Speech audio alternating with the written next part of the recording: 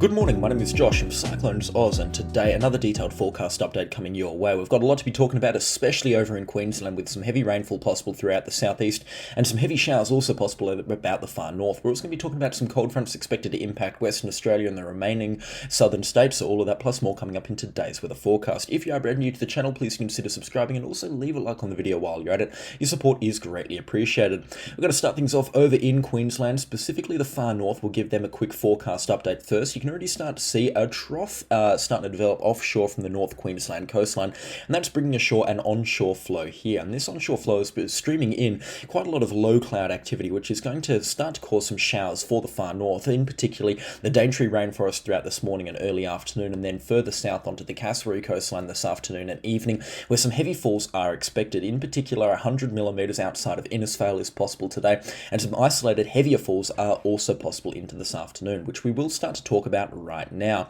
You can see it here in the rainfall forecast here, basically nothing to be talking about. There is a couple of showery pieces of energy just offshore in terms of moisture. That's going to be heading ashore later on this afternoon and into the early hours of this evening. There's some heavier falls expected to start coming ashore later on tonight into early tomorrow morning. You can see them really starting to build up at around midnight tonight. We're starting to see these heavier falls here up towards 20 millimeters an hour with these showers, and certainly some heavier pockets of rainfall are expected in the more mountainous areas in this part of far north Queensland between Cairns and Tully.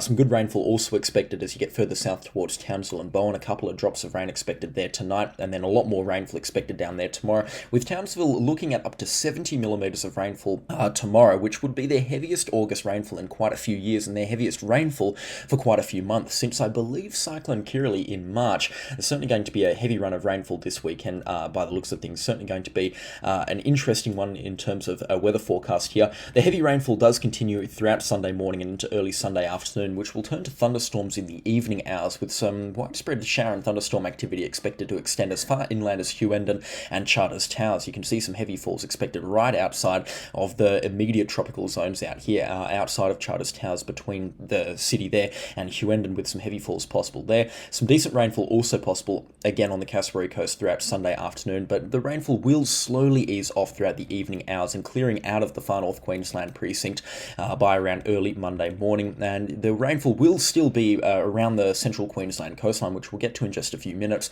but it will be for the most part clearing out of far north Queensland still, though those showers persisting through the early days of next week, Monday and Tuesday, before it looks like a little bit of a dry run later on. But this certainly means that we are looking at the chance of some heavy rainfall over the next 3 days.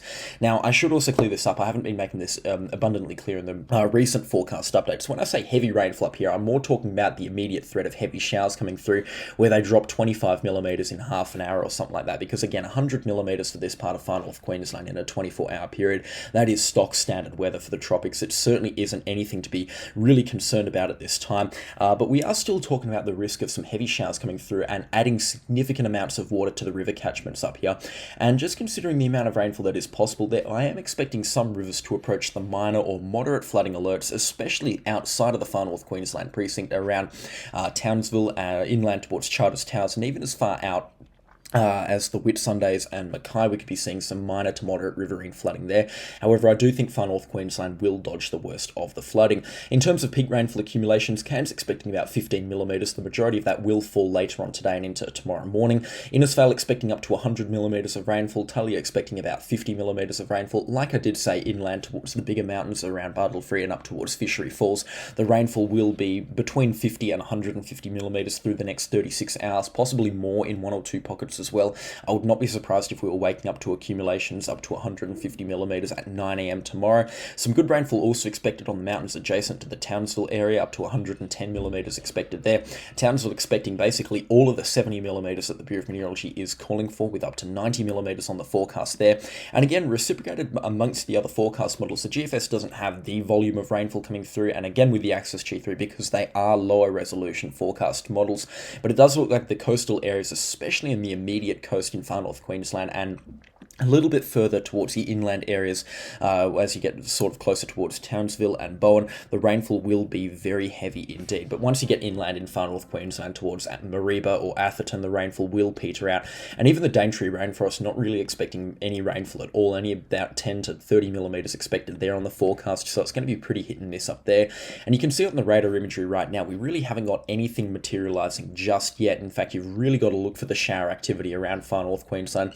There are some showers and the odd storm around, but it certainly hasn't piped up yet. It's going to be later on tonight when we start to see this rainfall really pipe up. Again, any questions or comments about this weather event, please do let me know in the comment section down below. If I've left anything unanswered, please do ask me in the comment section down below, and I'll get back to as many people as I can throughout the course of today.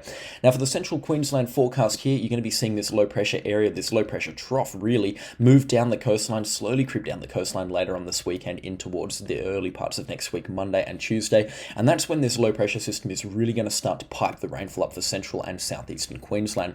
The showers do start tomorrow for areas as far south as Brisbane and the Gold Coast, and the rainfall also starts up tomorrow at around mid-morning to the early afternoon hours as far out as sort of Rockhampton. The rainfall will be light to moderate between Rockhampton and Mackay, and then sort of moderate to heavy up towards Townsville at times, with a chance of heavy falls especially around the Whitsundays tomorrow afternoon and tomorrow evening, and even in towards early Monday morning before the rainfall really pipes up for the central Queensland coastline in the Wide Bay area between Mackay down towards Bundaberg. You can see some heavy falls possible around Gladstone and Rockhampton. Again, the timing and the exact location of where the heaviest falls are is still pretty uncertain with this weather event. We're just not 100% sure yet, and there is a lot of uncertainty with exactly where this low pressure system is going to be going. But my best guess is that the worst of the rainfall will be happening between sort of the Ogmore down towards Gladstone or Bundaberg sort of area. Again, that's a huge scope of uncertainty in terms of where the rainfall is expected. But I do expect the heaviest of falls will be between the Ogmore down towards the Bundaberg area, with some heavy falls also possible on the Sunshine and the Gold Coast, including the Brisbane area as well. The heaviest of the rainfall should happen after around sort of lunchtime Monday into around the early morning hours of Tuesday, but the rainfall will continue through Tuesday and even in towards Wednesday morning as well, and really start to pick up for the Sunshine Coast by around Wednesday morning, continuing through Wednesday before easing off Wednesday evening for Queensland and drawing away from New South Wales Wednesday night. The rainfall certainly will be heavy at times for a lot of these locations, pretty much anywhere between Mackay down towards Brisbane, including the Sunshine Coast, Rockhampton, Gladstone, Bundaberg, that sort of area is expecting at times heavy rainfall. However, it's just a little bit more uncertainty with exactly where the heaviest of the falls are expected. As this low pressure system matures and develops through Tuesday and Wednesday, the rainfall will be concentrated on the southern and the eastern sides of it. So if it does move further out to sea, deeper into the Coral Sea, then the rainfall will be further offshore and a lot lighter for the Queensland coastline. But if it tracks parallel to the coastline and very close to the coastline, or even worse, over land, then the heaviest of falls will be tracking between Rockhampton down towards the Sunshine Coast, and basically anywhere between Rockhampton and the Sunshine Coast in that situation can expect a very good soak from this rainfall.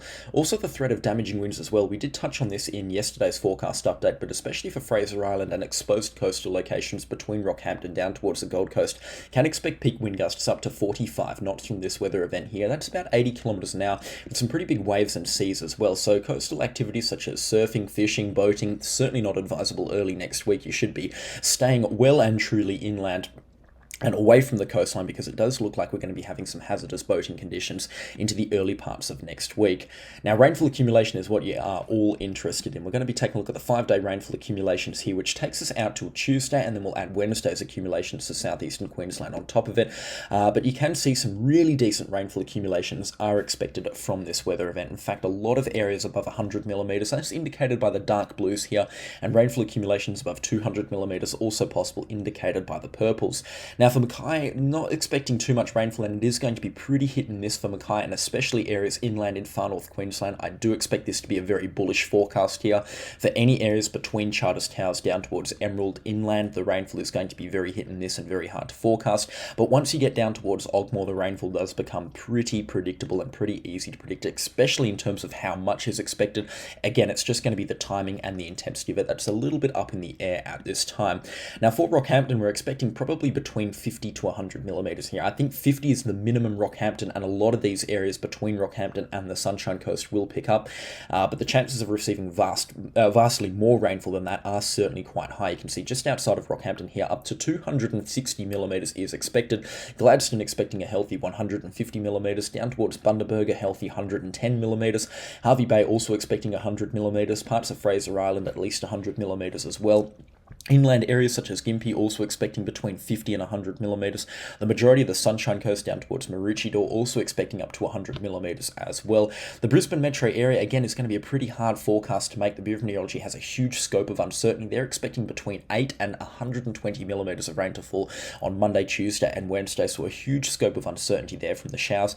I do reckon a number between 20 and 80 millimeters is more likely to fall, probably on the higher end of that, especially for the northern and the more coastal suburbs of Brisbane.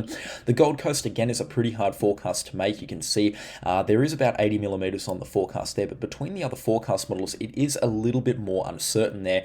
The Axis G3 calling for up to 220 millimeters of rainfall there, so certainly a difficult forecast to be making.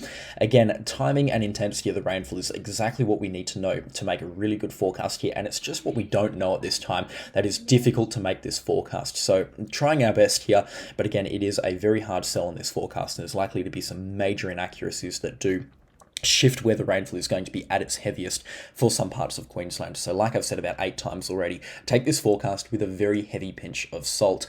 Between the other forecast models, they're expecting similar quantities of rainfall. The GFS, being a lower resolution model, always predicts much less rainfall. They just can't crank out the same amount of data that the other forecast models can.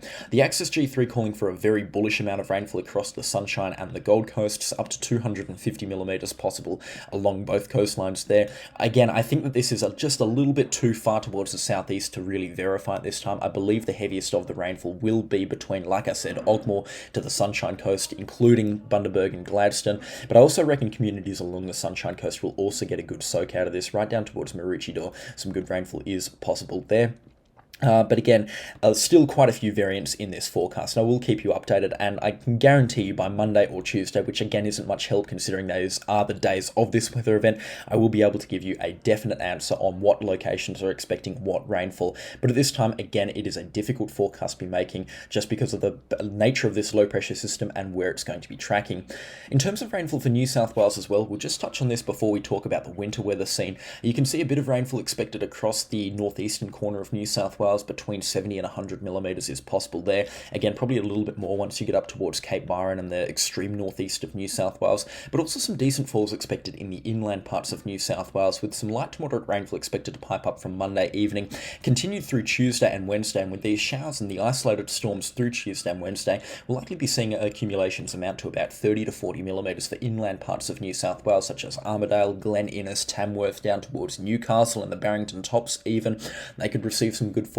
And then along the New South Wales coastline between Newcastle right up towards the northeastern corner of New South Wales, some good falls are also possible there. So again, we will keep a very close eye on the rainfall there because again, accumulations could blow out. Now it's time for the winter weather scene. We've talked plenty about the rainfall over in Queensland. It's time to give the southern states a little bit of love, but what is there to love? It's looking like dry weather, which is fantastic. However, for farmers that do need that late season buff of rainfall, especially across South Australia, Victoria, and even into parts of New South Wales, it's looking pretty miserable on the forecast here. What do we have coming through? Well, we'll take a look right now.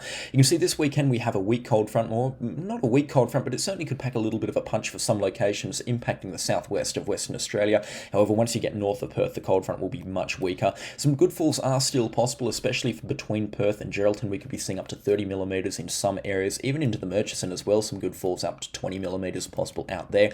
The rainfall making it out into the eastern parts of the Wheat Belt, but it will only be light at that time. You can also see some decent falls across the southwest as a whole, with up to 20 millimeters possible there.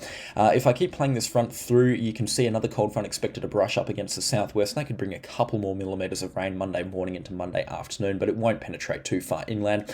And it looks like a few showers also possible along the Eyre Peninsula on the coastline of South Australia. A few showers also possible in the Adelaide area Tuesday morning and early afternoon, before the rainfall picks up again for the west coast of Tasmania on Tuesday evening, coinciding with another cold front impacting the southwest corner of Western Australia. This one could bring a little bit more rainfall there, a further 10 to 20 millimetres to add to the 20 millimetres coming through tomorrow morning for the Perth metro area and the southwest of Western Australia as a whole. Later on next week, Thursday and Friday, it looks like we've got a bit of a low pressure system cold front mess that's going to be dumping a little bit of rainfall across South Australia and Victoria, potentially 15 millimetres of the stuff in terms of storms, powered by a low pressure trough here connected to a big moisture pool over the northeastern corner of New South Wales. This is a very interesting thing to have on the forecast. It resembles a late spring sort of weather pattern here, so I'm going to take this one with a very heavy pinch of salt as well. It does look like a little bit odd for this time of the year, and it is a week away on the forecast, so I'm not going to be making specific details or comments about this weather event yet, but on Monday and Tuesday I'll be able to give you a very solid forecast on what this weather system is going to be doing, if it even is with us on the forecast, because the winter forecast is changing day on day for the southern states of Australia. We also have another cold front expected to impact the southwest of Western Australia next weekend, Saturday and Sunday. This one's pretty weird because it's a low pressure system that jumps up very far north and brings rainfall in terms of a very strong winter blast as far north as Geraldton, with temperatures expected into the low teens in terms of maxima on Saturday and Sunday. It's certainly going to be a bit of a surprise in terms of the near spring and summer-like weather that we've been seeing across the southwest in the last couple of days. So it does look like a little bit more rainfall is possible for the southwest, and that's reciprocated amongst the 10-day rainfall accumulation map here, with up to 80 millimetres possible for the southwest corners of Western Australia. About 40 millimetres of that will come through Sunday, Monday and Tuesday for the southwest, including Perth, and some good rainfall likely also beyond that. Some good rainfall as well for the coastline of South Australia, with up to 10 to 15 millimetres possible there. The pastoral districts in the southeast expecting a little bit more rainfall. Victoria is going to be receiving rainfall in the 5 to 10 day forecast period, but again, we don't know the exact specifics of this weather event just yet, so again, I will keep you posted on that. And then Tasmania as well, the west coast, picking up some good rainfall as usual, up to 50 millimetres of the stuff. But overall, for the southern states, and it's reciprocated amongst the drought monitoring map here, it is looking really dry and quite scary for some of the farmers, especially across Victoria, which need that late season rainfall, and they need it desperately to get a really good harvest, because there's been some good rainfall so far this year, and they just need that icing on the cake to really top it off. But the drought-like conditions are looking like they're going to be sticking around from this week to next week. It isn't looking overly flash for the southern states of Australia at this time in terms of the harvest. Western Australia, however, looks like it's going to get a bumper crop season just because of the amount of rainfall that's expected to come through in the late season. However, again, more details on that will have to come in a later forecast update. Thank you so much for watching the video to this point. Your support is greatly appreciated lately. If you have any questions or comments about the forecast, then please do let me know in the comment section down below, and I'll get back to as many people as I can throughout the course of today. If you have enjoyed this video, then please do leave a like on the video and subscribe to the channel if you haven't already. Thank you so much for 17,000 subscribers as well. The support is fantastic. A special shout out to the channel sponsors. Their names are on screen right now, and I could not run this show without them. So again, thank you so much to their support, and I'll catch you all in the next storm. Goodbye.